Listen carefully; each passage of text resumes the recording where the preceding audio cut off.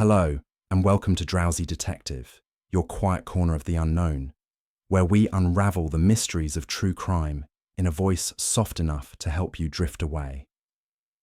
So pull up the covers, quiet your thoughts, and let the mystery unfold.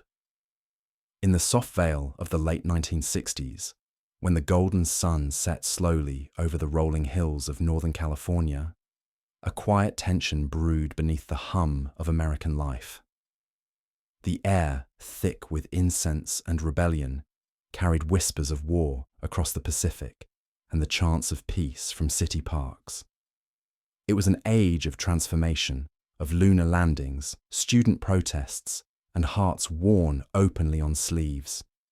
Yet amid the blooming counterculture and the warm amber haze of San Francisco's Haight-Ashbury, something far colder stirred.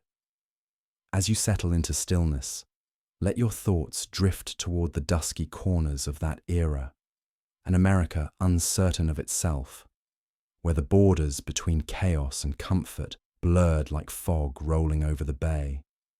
It was in this liminal twilight that he arrived, not with fanfare nor flame, but with silence and symbols, anonymous, faceless, a spectre of modern myth, the one who called himself Zodiac.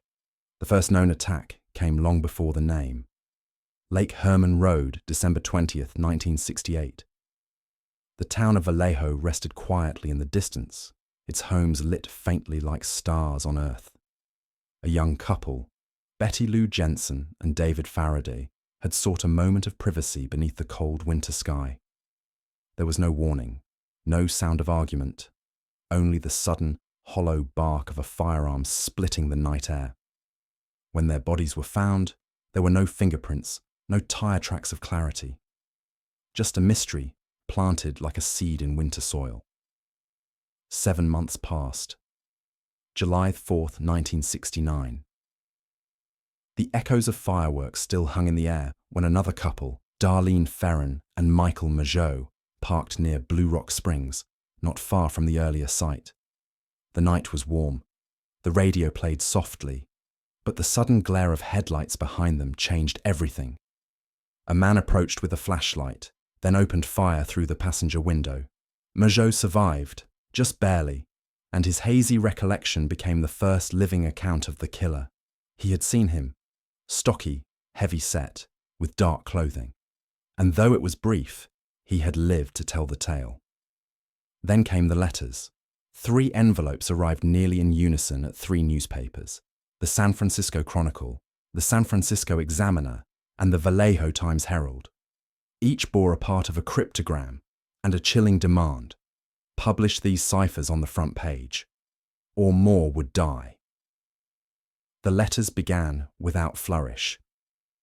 Dear editor, I am the killer of the 2 teenagers last Christmas at Lake Herman. And so began the correspondence that would define the legend. The ciphers were peculiar, symbols replacing letters, an eerie tapestry of codes that seemed both random and meticulous. They would be cracked eventually by a schoolteacher and his wife, but their message offered no motive, only malice. I like killing people because it is so much fun. The words slithered across the page with an unnerving ease, devoid of remorse. He signed it with a crosshair-like symbol and a new identity: Zodiac. From that moment, he was no longer merely a killer. He was a phantom scribe, inserting himself into the cultural bloodstream, haunting the headlines and the public's imagination.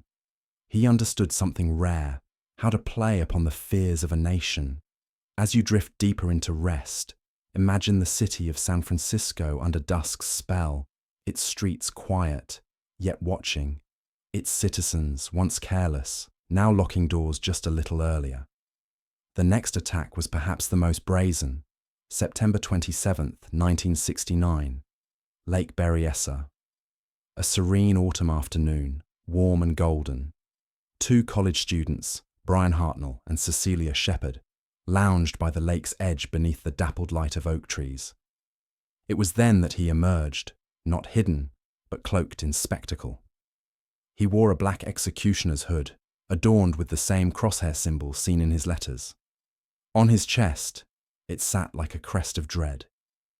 He held a gun. He spoke softly. He claimed to be a prison escapee in need of money and a car. They complied. They were tied up. And then, without provocation, he drew a knife and stabbed them, repeatedly, methodically. Hartnell survived. Cecilia did not. But what made this attack distinct was what followed. He walked to their car and with a black felt-tip pen wrote on the door, Vallejo 12 20 68 7 4 69 Sept 27 to 69 6:30 by knife. He marked his presence like an artist signing a painting. Then he disappeared into the trees. Soon after, another letter arrived. This one was different. It began with, "This is the Zodiac speaking." The line would become his signature.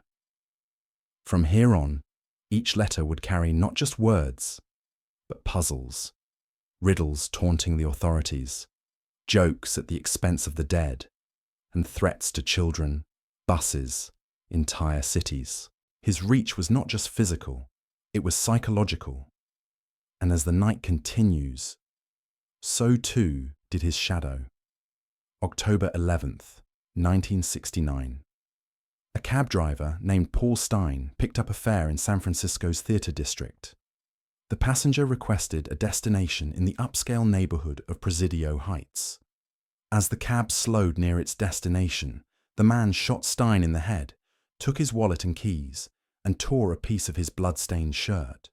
3 schoolchildren witnessed the man calmly walking away, wiping the cab down before vanishing into the night. The police mistakenly reported a black suspect. As a result, officers even stopped the man blocks away, unaware they were face to face with the Zodiac. Later, the Chronicle received another letter, and this time it included the grisly souvenir, the torn piece of Stein's shirt. The killer was evolving. He had no fixed method, no discernible pattern. Knife, gun, day, night, couples, strangers. He was not hunting for one type of victim, only attention. And with each new letter, he held the city hostage, not with bombs or guns, but with suspense. Investigators worked tirelessly. Names emerged and fell away. One stood out above all, Arthur Lee Allen. He was a former schoolteacher with a troubling past and a peculiar connection to many of the Zodiac's elements. He wore the same kind of watch with the Zodiac symbol. He talked about killing people. He lived near the first crime scenes, but no conclusive evidence ever tied him directly to the crimes. The police developed a sketch based on witness accounts: round face, glasses, short brown hair. He could be anyone. He could be no one. He could be the man behind you in the grocery store line, or no longer alive. More letters arrived, more claims were made, some real, some likely fiction. The Zodiac boasted of 37 victims. Investigators could confirm 7. The line between truth and myth blurred, and that was precisely how he wanted it. By the early 1970s, the letters dwindled. One final confirmed note came in 1974, praising The Exorcist as the best satirical comedy he'd ever seen. And then, nothing. But still, the search continued. New technology emerged. DNA profiling was in its infancy, and decades later, partial DNA profiles would be extracted from stamps and envelopes. Yet they offered no definitive match. Cold cases grew colder. Time moved on. America changed. New tragedies took center stage. And still, somewhere in the shadows of memory, he lingered. The case grew into something larger than the crimes themselves. It became a mirror, reflecting fear, obsession, the fragility of safety. The Zodiac Killer was never merely a man. He became a myth, a puzzle left unsolved. And in that silence, something strange occurred. The absence of resolution gave rise to endless fascination. Books, films, theories. Some whispered his name in passing. Others built entire lives around the quest to unmask him. After 51 years, The symbols gave way to meaning. I hope you are having lots of fun in trying to catch me. I am not afraid of the gas chamber. Even in his ciphered musings, there was only distance. No name, no answer. And so the story stretches onward, a tale without a final page. As you drift deeper into rest, know that the chase continues, not always by detectives, but by minds curious and still, across quiet rooms and long corridors of thought. This is how the Zodiac almost got caught. Almost. Let us return, gently, to that unfolding mystery. As the cool winds of Northern California carry us back into the quiet hum of the investigation. You are drifting now, deeper, through time, through story, through shadows. The scene settles into the early 1970s. The scent of typewriter ink hangs faint in the offices of the San Francisco Police Department. The case files stack ever higher, their pages browned slightly at the edges. Detectives pore over maps, interviews, scraps of ciphered text and fingerprints, some partial, others smudged, all inconclusive. But despite the mounting uncertainty, there is no sense of surrender. Only determination held quietly beneath weary eyes. The Zodiac's silence is not peace, it is pressure. And at the center of that pressure, the name Arthur Lee Allen continues to echo. He is watched, questioned, followed. His home is searched, a typewriter is found, though it does not match the letters. Weapons are seized, though none align with the murders. He is oddly cooperative, yet evasive. He offers no confession. But the circumstantial web around him grows tighter. He had once been discharged from a school position after complaints of inappropriate behavior. He lived near the scene of the Lake Berryessa stabbing. He owned a Zodiac brand wristwatch, bearing the same crosshair insignia. He had even told a friend he fantasized about killing people and using a flashlight to blind them, an eerie parallel to the Blue Rock Springs attack. Yet for all this, not a single piece of evidence could conclusively link him to the crimes. One day in 1992, Allen would suffer a fatal heart attack, dying alone at home. His passing closed a chapter in the minds of some, but to others, it raised only more questions. Did the killer die with him? Or had the true Zodiac already vanished into another life, another identity, as distant and unreachable as a dream forgotten by morning? As the night deepens, consider the persistence of memory. The way a mystery can settle into the bones of a city, like fog in the valleys, lingering in the corners long after the sun has risen. In the years that followed the initial investigation, a subtle shift occurred. The Zodiac case transformed from active pursuit into cultural lore. Books were written, not just to document facts, but to understand fear. Journalists, filmmakers, armchair detectives, all drawn to the strange charisma of the unknown. Among them was Robert Graysmith, a cartoonist at the San Francisco Chronicle during the time of the killings. His fascination turned into obsession. He began collecting clippings, notes, and internal memos from the newsroom.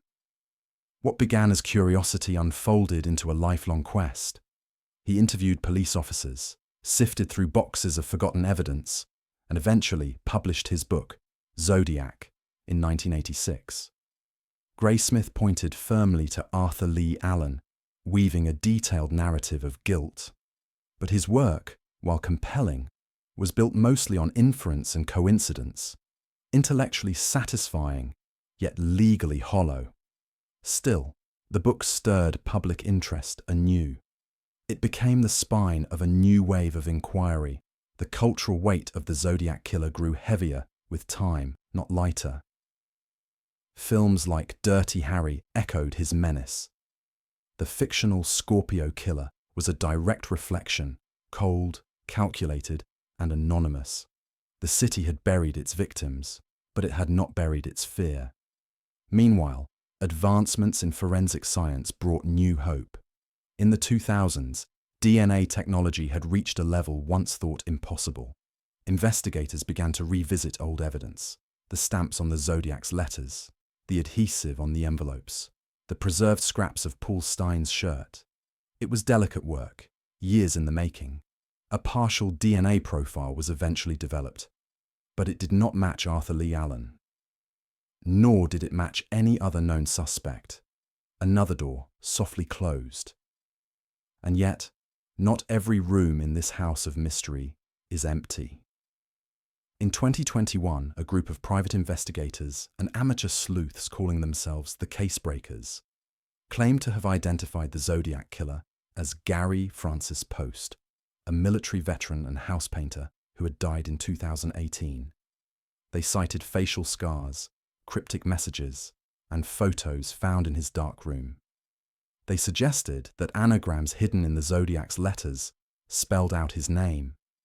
The theory captured public attention, but it was not confirmed by law enforcement.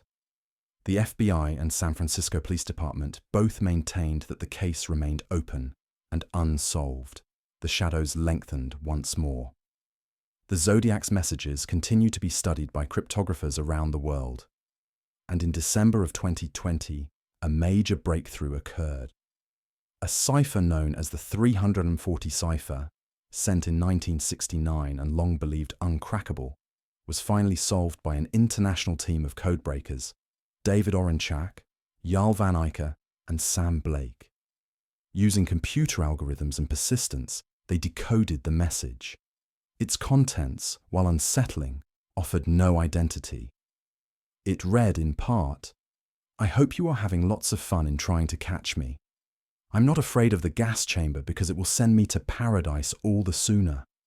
Even 50 years later, the Zodiac's words carried a strange, distant chill. But what of his motive? Some believe he was driven not by hatred, but by hunger, for power, attention, and control. He was a puppeteer in the theatre of fear, pulling strings with each new letter. He wrote not to confess, but to unsettle, not to clarify, but to confuse. Psychological profiles painted him as narcissistic, obsessive, possibly schizoid. He may have been intelligent, but emotionally stunted, calculating, but prone to bursts of impulsivity. Above all, he sought the sensation of power over life and death. As you drift further, deeper, let your thoughts rest on the delicate balance between mystery and truth. How rarely we find one without sacrificing the other. And how often in this world, the answers we seek lie just beyond reach, like the last ember of a dream slipping away in the first light of dawn. The Zodiac Killer, whoever he was, left behind more than victims. He left symbols, puzzles, and echoes that ripple through time. He carved his name not into stone, but into silence. And it is that silence which keeps his story alive. The story is not about a man. It is about the fear he represented, the unknowable, the darkness that wears no face. And yet, within that darkness, we search still, not because we expect to find him, but because the act of searching gives shape to the void. This, perhaps, is his final legacy. As the night begins its slow descent into dawn, the figures and places of this tale retreat into the mist. The lonely road of Lake Herman, the soft shores of Lake Berryessa, the cold corners of a cab in Presidio Heights.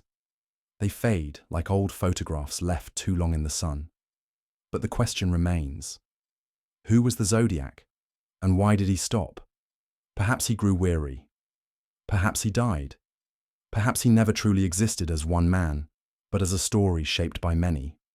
One last time, the crosshairs linger on the page, still, silent, waiting. And with that stillness, let the story settle around you. A hush, a breath, a pause. The final saga of how the Zodiac Killer almost got caught is not in a courtroom or a fingerprint. It is in the tireless pursuit of meaning, in the ink of every letter, the sound of every whisper, the gaze of every detective who refuses to let go. Sleep now, in that quiet space between history and myth. The hunt continues, but the night, for now, is still. We return now to the years that followed the Zodiac's vanishing act, not with a dramatic escape, but with an unnerving quiet. In the 1980s and 1990s, his absence became its own presence. The letters no longer came. The killings, at least those confirmed, ceased.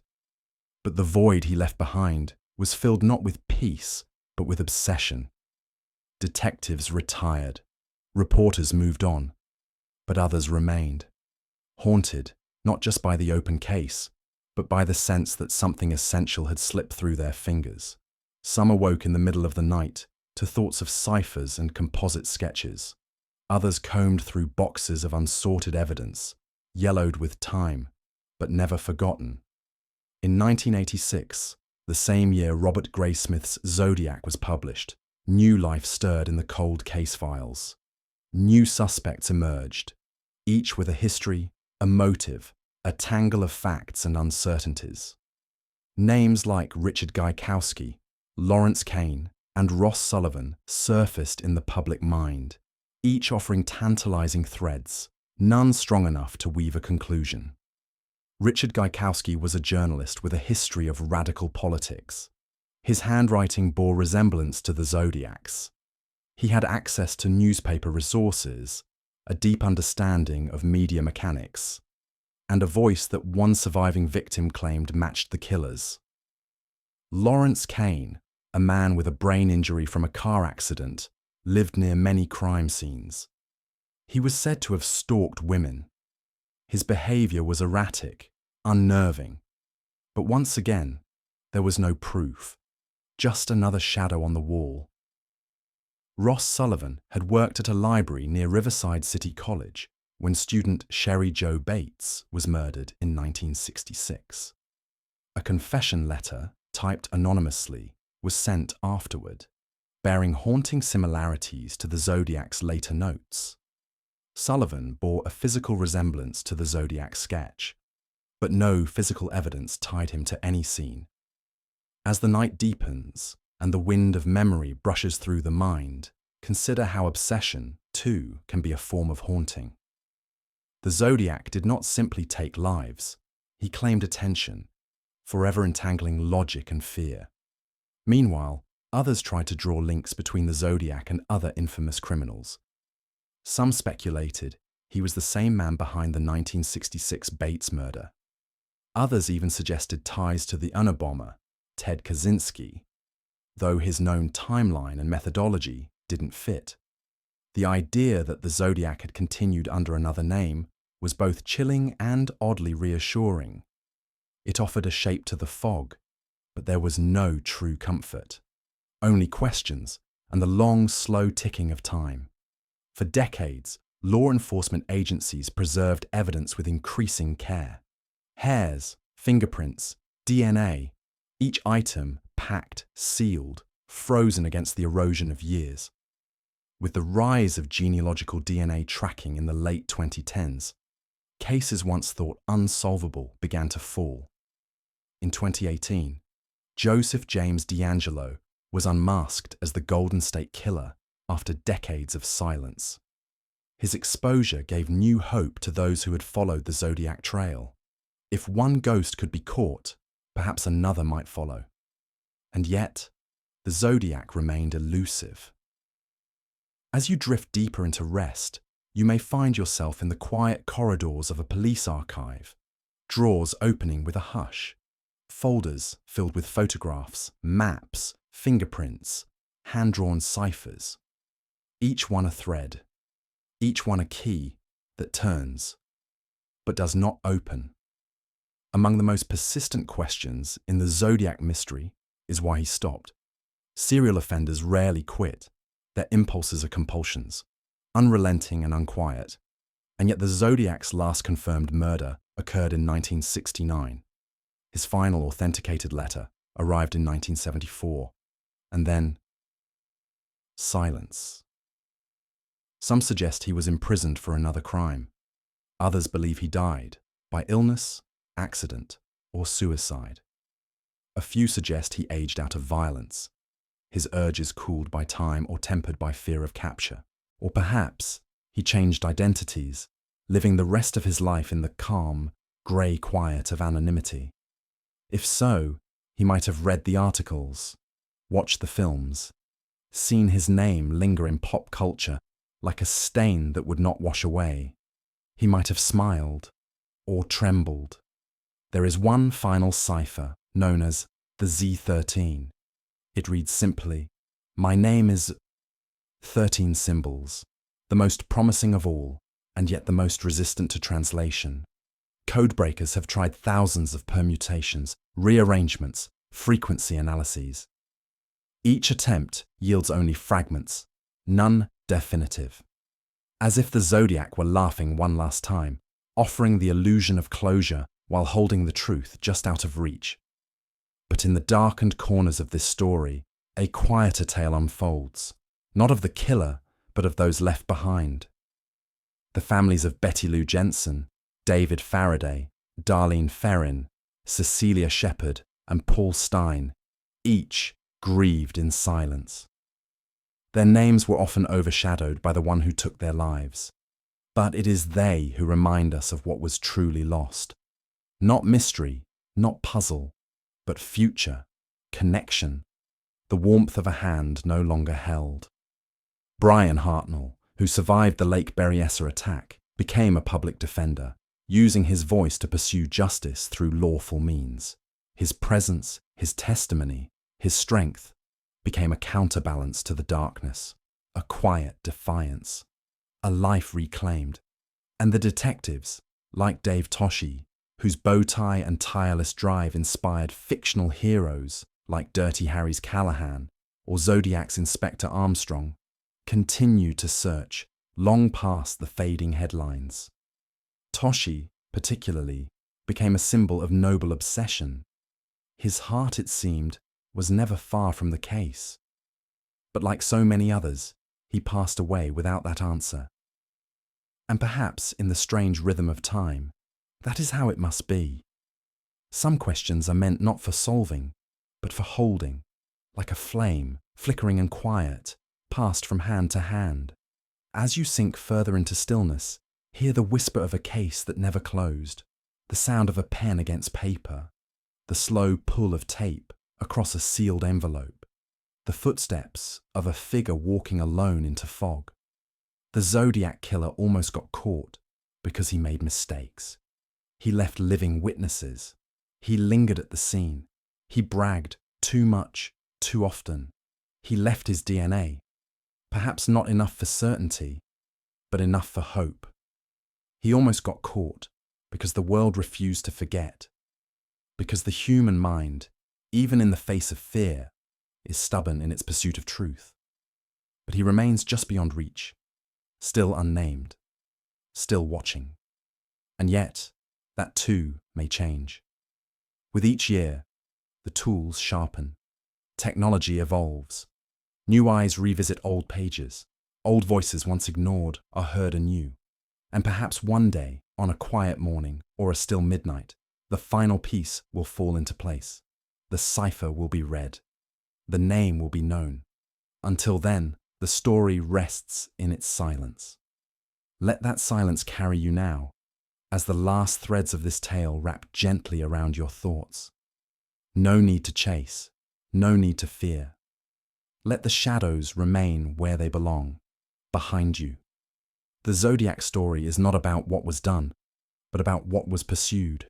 Justice, understanding, closure. And as you rest now, deeper still, know that even in stories unfinished, there is meaning. There is truth in the effort. There is beauty in the question. Sleep now. The killer may have escaped justice, but the story is always watching. And somewhere, beyond the final cipher, beyond the ink and paper, the last chapter still waits to be written, even more gently now, as the air stills and the tale folds into its final movements. The mystery deepens, not with new crimes, but with the long-reaching echoes of the ones already done. Let your thoughts soften. Feel the quiet weight of time passing, unhurried.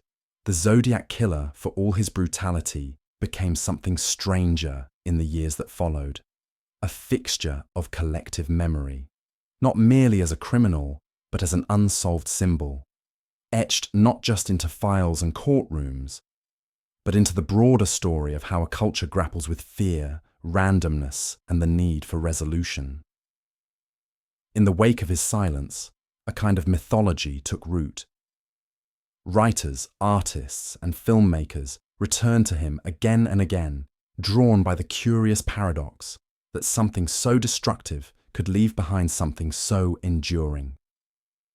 This was not admiration, but fascination, a symbol of absence, of the danger just beyond the edge of knowing.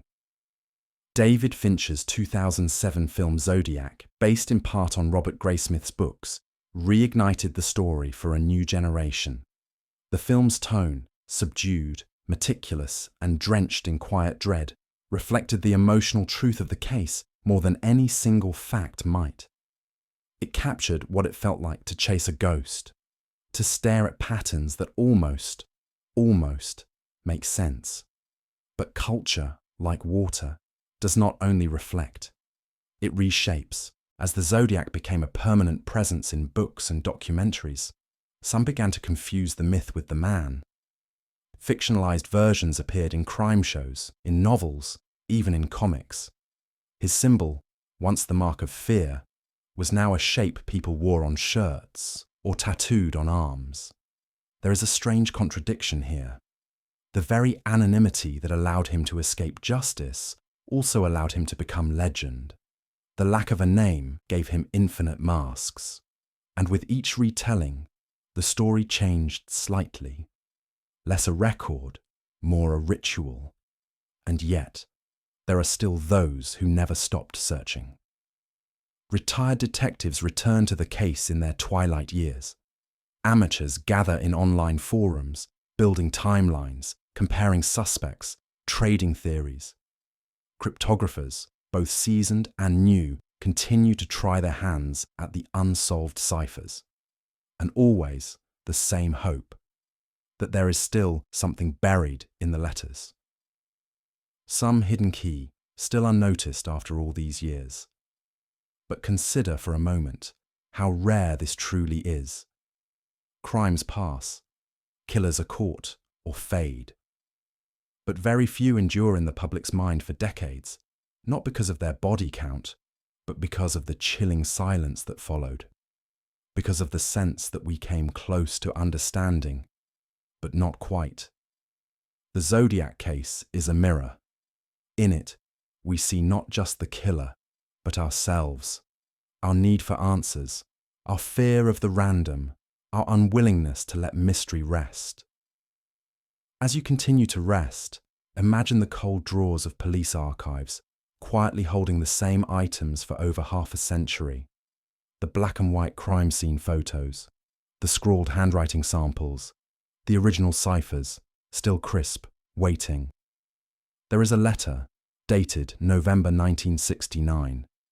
In it, the Zodiac claimed he had disguised his handwriting, that he had worn theatre makeup to alter his appearance, that he planted misleading clues on purpose.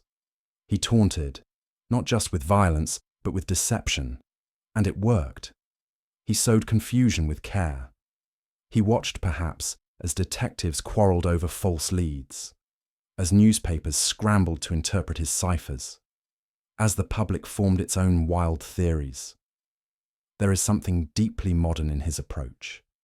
He understood that perception, what people think, what they feel, is as powerful as fact. In this way, he wasn't only a killer, he was a manipulator of narratives. And perhaps that is why he haunts us still. Because even in his absence, we can feel him, lurking at the edge of clarity. Never too far, never too close. Yet, despite all of this, we do not surrender to fear. We analyze, we reflect, we build new tools, share new knowledge. The Zodiac's legacy may have begun in darkness, but it awakened a light of inquiry, persistence, and community. In fact, some of the greatest advances in forensic genealogy today exist because of cold cases like his. The same curiosity that led Robert Graysmith to track timelines by hand now fuels digital databases, algorithms, AI systems designed to reconstruct what was once thought lost. There is a beautiful irony in this. The killer who wanted to be remembered has, through his mystery, contributed, indirectly, to a greater ability to remember others, to identify unknown victims, to bring names back to those who lost them. Because of him, perhaps, fewer will remain nameless. As the final arc of this story begins, we return to the quiet of Vallejo, to a road winding through the countryside, to a night chilled by winter in 1968, the scene of the first known attack, the place where the story began. There is something profoundly still about that place now. Tourists occasionally visit, true crime followers, historians, locals still remember, but the land itself has settled. The trees stand tall. The sky, indifferent, stretches wide and open. Nature has moved on, even if the story hasn't. And maybe that too is a lesson. That there are stories which resist closure. Stories that live not for their endings, but for their endurance. And perhaps they exist to teach us patience, or to remind us that truth, like sleep, sometimes arrives only when we stop chasing it. As you drift now into your final stretch of rest, let the last threads of this tale unravel gently. Remember that the Zodiac, for all his darkness, did not define the era. The 1960s and 70s were rich with hope, with protest, with art, with love. His presence was a shadow on the wall, not the whole room, and the people he tried to frighten, they endured, they told their stories, they held vigils, they lived. In the end, this is not just the story of a man who almost got caught. It is the story of everyone who stood in his way, everyone who sought the truth, everyone who continued to look, even when it was hard, especially when it was hard. That is the final saga, not his name, but the names of those who kept asking. Let your breath slow now, like the turning pages of a book nearing its close. The letters have faded, the sketches yellow. The ciphers for the moment remain, but somewhere beneath it all, the story rests, waiting, quiet, unbroken. Sleep now. The night is long, but peace lies within it, and the story, like all stories in time, finds its home in silence. Even after the final cipher was sent and the crimes came to a hush, the Zodiac Killer did not vanish from public consciousness. His spectre moved sideways into film reels, paperback novels, late-night talk shows, and eerie campfire whispers. He was invoked during moments of political tension, studied in classrooms on forensic psychology, and debated endlessly in online forums that never sleep. Some scholars came to see him as an artifact of the time itself. The 1960s were marked by instability, civil rights marches, the Vietnam War, assassinations of national figures. Within that unrest, the Zodiac became a mirror of a different kind of chaos, one that didn't follow a cause or creed, a violence that needed no reason. And so, unlike other serial killers who faded with time, the Zodiac lingered. He became a template for the unknowable predator. You can trace his influence in the fictional Hannibal Lecter, in the cryptic antagonists of David Lynch films, in the calculated terror of the villain in Seven. He became a kind of archetype, less man, more idea. But ideas evolve. The modern world has its own fears now, its own patterns of chaos. The Zodiac, in time, became a quieter echo, still studied, still searched, but no longer an immediate threat.